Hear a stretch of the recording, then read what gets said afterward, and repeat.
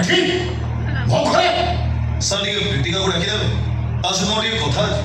ଅବଶ୍ୟ ତ ତମେ ଖାଇପାରିବନି କିନ୍ତୁ କାହିଁକି କାହିଁକି କଥା ହେଇପାରିବନି ସାର୍ କୁହନ୍ତୁ କାହିଁକି କଥା ହେଇପାରିବନି ସେ? କାରଣ ସେ ମୋ ଝିଅ, ଜଣେ ପୋଲିସ ଅଫିସର ଝିଅ।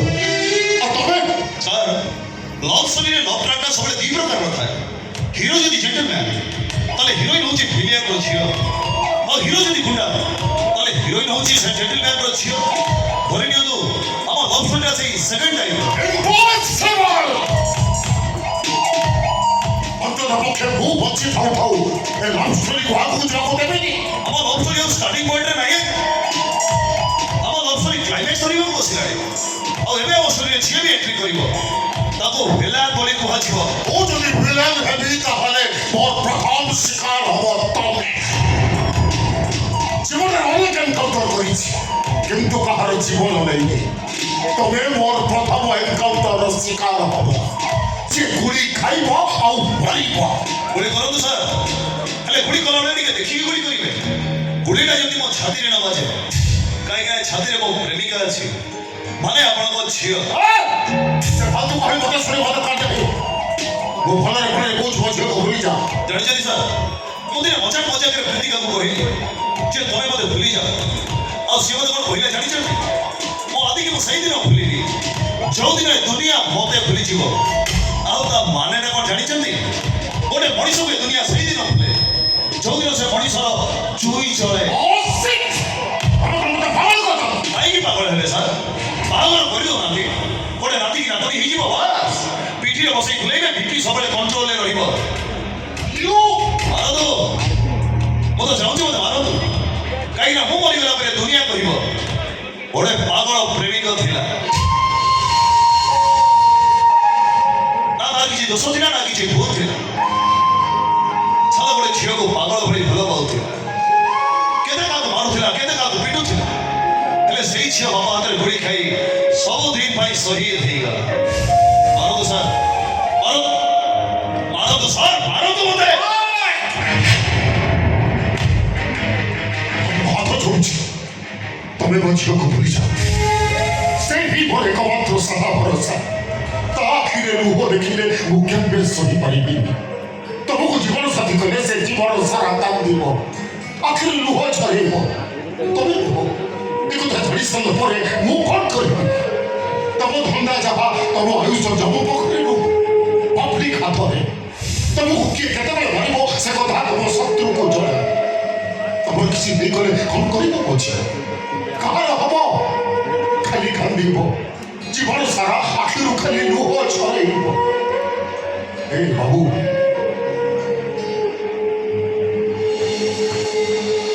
ପ୍ରୀତିକା ଯେମିତି ମୋ ଝିଅ, ତମେ ବି ସେମିତି କାହାର ପୁଅ। ତମେ କ'ଣ ତମ ବାବା ମାଙ୍କ ଆଖିରୁ ଲୁହ ଦେଖିପାରିବ? କୁହ, ତମ ମା କାନ୍ଦିଲେ ତମେ କ'ଣ ସହିପାରିବ? କେବେ ବି ନୁହଁ। ଏ ବୁଢ଼ା ବାପଟା ତା ଝିଅ ପାଇଁ କାନ୍ଦି କାନ୍ଦି ଆଖିରୁ ଲୁହ ଗଳେଇବ, ମରିଯିବ। ଏ କଥାଟା ତମେ କେମିତି ଚାହୁଁଛ? ବାସ୍ ବାସ୍, ବହୁତ କହିଲେ ଆପଣ, ବହୁତ ମୁଁ ଶୁଣିଲି। ଆଉ ମୋତେ ବୁଝେଇବା ଦରକାର ନାହିଁ। ଥରେ ଆପଣ ଆପଣଙ୍କ ଝିଅକୁ ବୁଝେଇ ଦିଅନ୍ତୁ, ଯଦି ପ୍ରୀତିକା ବୁଝିଯାଏ ତାହେଲେ ମୋର କିଛି ବି ଅବଜେକ୍ସନ ନାହିଁ। ମୋ ବନ୍ଧୁକର ଗୋଟେ ଗୁଳି ଯଦି ତମ ମାକୁ ଟାର୍ଗେଟ କରେ, ମୋ ଝିଅ ତମକୁ ଭଲ ପାଏ। ପ୍ରେମିକା ମାନେ ପୃଥିବୀର ସର୍ବଶ୍ରେଷ୍ଠ ପାପୀ। ଆଉ ପ୍ରେମ କଥା ଝିଅମାନଙ୍କ ପାଇଁ ସେମାନଙ୍କୁ ଜନ୍ମ କରିଥିବା ବାପା ମା ମାନେ ପୃଥିବୀର ନମ୍ବର 1 ଭିଲେନ୍। ଜାଣିଛି, ମୋ ଝିଅ ମୋ କଥା ଶୁଣିବନି, ସେ ମୋତେ କନ୍ଦେଇବ, କାରଣ ମୁଁ ତାକୁ ବହୁତ ଭଲ ପାଏ। ଠିକ୍ ଯେମିତି ତମେ ତମ ମାକୁ ଭଲ ପାଏ। ମୋ ଝିଅ ତମ ବିନା ବଞ୍ଚିପାରିବନି, ତମ ବିନା ତମ ମା ବଞ୍ଚିପାରିବନି, ମୋ ଝିଅ ବିନା ମୁଁ ବି ବଞ୍ଚିପାରିବିନି। ମୋ ଝିଅ କାନ୍ଦିବ, ମୁଁ ମରିବି, ତା ପୂର୍ବରୁ ମୁଁ ତମ ମାକୁ ମାରିଦେବି। ଆଉ ମୋଦି ମୋ ମା ବିରୁଦ୍ଧରେ କହିଦେବୁ ତ ଜୀବନଟାକୁ ଛିଣ୍ଡାଇ ଭବା ଦେବି। আমারে কৌছি ମୋ ଝିଅକୁ ଭୁଲି ଯା, ନହେଲେ ତୋ ମାକୁ ଭୁଲି ଯା। ମାରିଦେବି ତତେ। ମାରିବ ତୋ ମା, ମାରିଦେବି ମୁଁ ତାକୁ। ମାରିଦେବି ସେକା, ମୋ ମା ବିଷୟରେ କହିବୁ, ମାରିଦେବି। ଗୁଳି କରି ମାରିବି।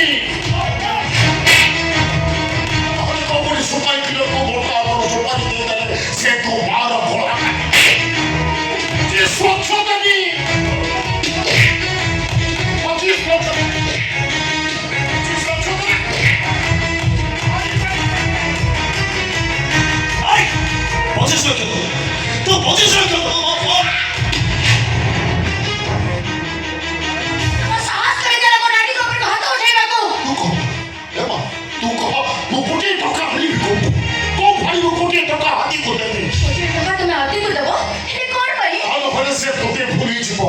ତୋତେ ବିବାହ କରିବନି। ଆରେ ତମେ ମୁଁ ତାକୁ କହିଲି ମୋ ପାଖରେ ଏତେ ଟଙ୍କା ନାହିଁ, ମୁଁ 25 ଲକ୍ଷ ଟଙ୍କା ଦେଇପାରିବି। ରାଜି ହେଲାନି ବାପା। ମୁଁ ବାଧ୍ୟ ହୋଇ କହିଲି ମୋ ଝିଅର ଭାବ ପ୍ରବଣତା ଦେଖେଇଲେ ମୁଁ ମୋ ବିରୁଦ୍ଧରେ କୋର୍ଟକୁ ଯିବି। ମୋତେ ହାତ ଉଠିବ ମାଡ଼ ମାରିଲା ମୋତେ।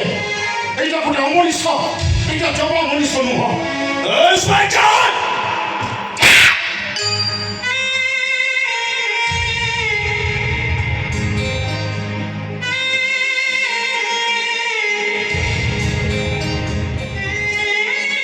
ମୁଁ ଜାଣିଥିଲି ତମେ ମଣିଷର ଶରୀରକୁ ଖେଳନା ଭାବି ଭାଙ୍ଗି ପାର, ହେଲେ ଭାବିନଥିଲି ତମେ ମୋ ମନ ହୃଦୟ ସହିତ ବି ଖେଳିଦେବ।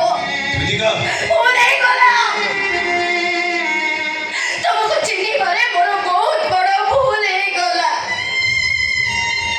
ଭାବିଥିଲି ଯେ ନିଜ ମାକୁ ଠାକୁରାଣୀ ପରି ଭଲ ପାଏ, ଭକ୍ତି କରେ, ସେ ମୋ ଡାଡିଙ୍କୁ ବି ସମ୍ମାନ ଦେବ।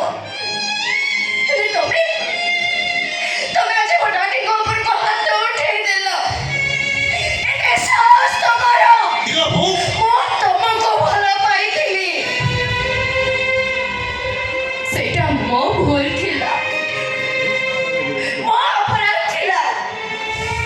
ହେଲେ ମୋ ଡାଡି କି ଅପରାଧ କରିଥିଲେ ତମ ପାଖରେ? ଜଣେ ଗୁରୁଜନ ଲୋକଙ୍କ ଉପରକୁ ହାତ ଉଠେଇବାକୁ ତମ ବିବେକ ତମକୁ ଟିକେ ବାଧା ଦେଲାନି? ଏତେ ନିଷ୍ଠୁର ତମେ! କଣ କହୁଥିଲ? କୋଟିଏ ଟଙ୍କା ଦେଲେ ତମେ ମତେ ବାହା ହବ? ଛି! 100 କୋଟି ଟଙ୍କା ଦେଲେ ବି ମୁଁ ତମ ମୁହଁକୁ ଚାହିଁବିନି।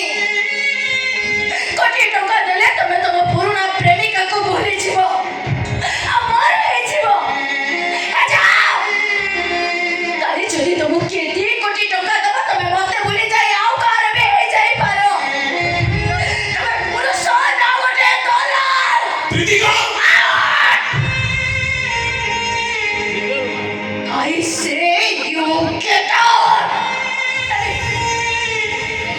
ମୁଁ କହୁଛି ଯେତେ ଶୀଘ୍ର ପାରୁଛ ଏଇଟାକୁ ଘର ଧକ୍କା ମାରି ବାହାର କରିଦିଅ। ଏ ପ୍ରୀତିକା! ତମେ ଲେଟ୍ କରୁଛ କାହିଁକି? ଏଇଟା ଏଠି ବେଶୀ ସମୟ ରହିଲେ ମୋ ମୁଣ୍ଡ ଭିତରଟା ଖରାପ ହେଇଯିବ। ଯେତେ ଶୀଘ୍ର ପାରୁଛ ଏଇଟାକୁ ଘରୁ ବାହାର କର, ବାହାର କର ତାକୁ। ଚାଲିଯିବି ପ୍ରୀତିକା, ହେଲେ ମନ ଦୁଃଖରେ ଯିବିନି, ବରଂ ମନ ଖୁସିରେ ଏଠୁ ମୁଁ ଯିବି। କାହିଁକି ଆମ ମନରେ ଥିବା ଗୋଟେ ଭୁଲ ବୁଝାମଣାକୁ ତମେ ଆଜି ଦୂର କରିଦେଇଛ।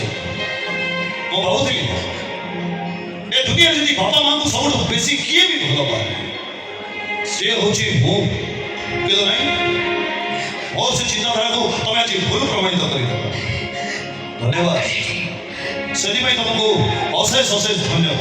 ଆସ ଡାଡି, ଆସ।